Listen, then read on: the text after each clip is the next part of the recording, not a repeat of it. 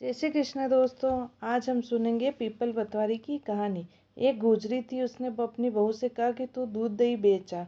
तो वो दूध दही बेचने गई। कार्तिक का महीना था, वहाँ पर सब औरतें पीपल सींचने आती थी। तो वो भी बैठ गई। औरतों से पूछने लगी, तुम क्या कर रही हो? तो औरतें बोली, हम तो पीपल पतवारी सींच रही है। तो उसने पूछा, इससे क्या होता है? औरतों ने जवाब दिया कि इसके करने से अन्न धन मिलता है, वर्षों का बिछड़ा पति मिलता है। तो उस गुजरी ने कहा, तुम तो पानी सींच रही हो, मैं दूध दही से सींचूंगी। और बेचने के दूध दही से पतवारी सींचती। उसकी सास रोज कहती, तू दूध दही बेचकर पैसे ला कर दे। तो उसने कहा, जब कार्तिक का महीना पूरा हो जाएगा तब ला दूंगी। और कार्तिक का महीना पूरा आ गया। पूनम के दिन गुजरी की बहू पीपल पतवारी के पास धरना देकर बैठ गई।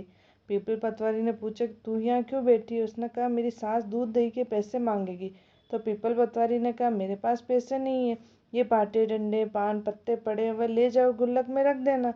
जब सास ने पूछा, पैसे लाई है? तो गुजरी ने कहा, मैंने पैसे गुल्लक में रखे हैं।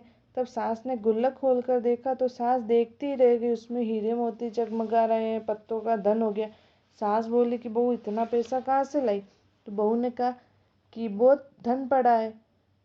तो बहू बोली, मैंने तो एक महीना दूध दही से पीपल पतवारी सींची और मैंने उनसे धन मांगा था, तो उसने मुझे भाटे डंडे पत्ते दिए थे, मैंने गुल्लक में रख दिए और वो हीरे मोती हो गए। तब सासू जी ने कहा, अब की बार मैं भी पतवारी सींचूंगी। सासू दूध दही तो बेच देती और हांडी धोकर पीपल पतवारी में सींच आती और बहू से कहती, तू मेरे से पैसे मांग। तो बहू ने कहा कि कभी बहू ने सास से हिसाब मांगा है?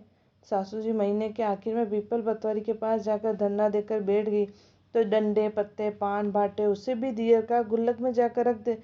फिर बहू ने खोल कर देखा तो उसमें कीड़े कचरे ये हो गए थे। बहू ने सास से कहा, ये क्या है? तो सास देखकर बोली कि पीपल पतवारी ने तो तेरे को अन्न धन दिया और मुझे कीड़े मकोड़े दिए।